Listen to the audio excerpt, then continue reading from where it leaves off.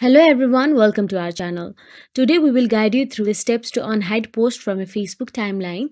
Let's get started. First thing first, open the Facebook app on your mobile device. Then tap on the burger icon on the bottom right corner. After that, scroll down and click on Settings and Privacy. In Settings and Privacy, click on Settings. Then scroll down and you will find your activity.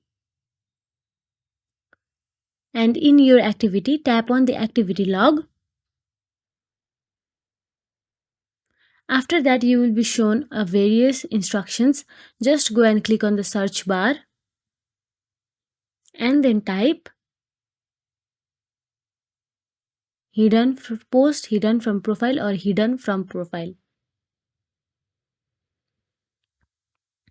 Tap on the first option available. Then here you will get to see all the posts you have hidden from the timeline. Now all you've got to do is click on the three dots and the options like view, change audience, add to profile will appear on your screen. Click on view and confirm that you want this picture on your timeline.